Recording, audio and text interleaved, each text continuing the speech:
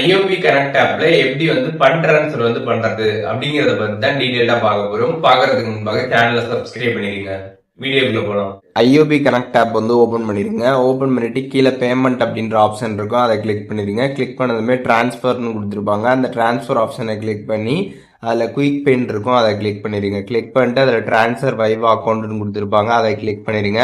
Click பண்ணதுமே within bank, அதுக்கப்புறம் other bank அப்படின்ற ஆப்ஷன் இருக்கும். இப்போ வித்தின் பேங்க்னா இப்போ நீங்கள் ஐஓபி அக்கௌண்ட் வச்சிருக்கீங்க.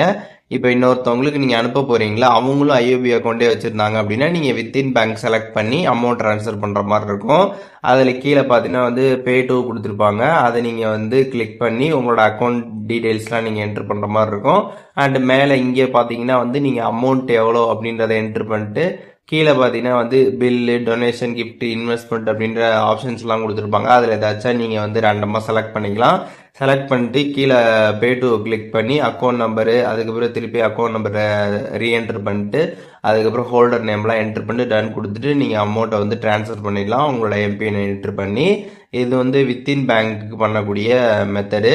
இப்போ அது அதர் பேங்காக இருந்துச்சு அப்படின்னா நீங்கள் அதர் பேங்க்கை கிளிக் பண்ணிக்கணும். கிளிக் பண்ணிவிட்டு எவ்வளோ அமௌண்ட் அப்படின்றத நீங்கள் எல்லாமே என்ட்ரு பண்ணுற மாதிரி இருக்கும். அதெல்லாம் நீங்கள் என்ட்ரு பண்ணிட்டு கீழே பே டுன்னு கொடுத்துருப்பாங்க. அதை நீங்கள் கிளிக் பண்ணி அதில் அக்கௌண்ட் நம்பரு, அதுக்கப்புறம் திருப்பி அக்கௌண்ட் நம்பரை நீங்கள் என்ட்ரு பண்ணணும். அதுக்கப்புறம் ஐஎஃப்சி கோடு நீங்கள் என்ட்ரு பண்ணுற மாதிரி இருக்கும். அதை என்ட்ரு பண்ணிட்டு ஹோல்டர் நேம் என்ட்ரு பண்ணி டன் கொடுத்துருங்க. கொடுத்ததுக்கப்புறம் பார்த்தீங்கன்னா இதில் பேமெண்ட் மோட் இருக்கும். இதில் இம்மிடியேட் அப்படின்ற ஒரு மோடு கொடுத்துருப்பாங்க. அதை நீங்கள் கிளிக் பண்ணிட்டு ப்ரொசீட் கொடுக்கணும். ஒன்ஸ் நீங்கள் ப்ரொசீட் கொடுத்ததுக்கப்புறம் பார்த்தீங்கன்னா கீழே கன்ஃபார்ம் கேட்கும். கன்ஃபார்ம் கிளிக் பண்ணிடுங்க. கிளிக் பண்ணதுமே உங்களோட எம்பிஎனை கேட்பாங்க.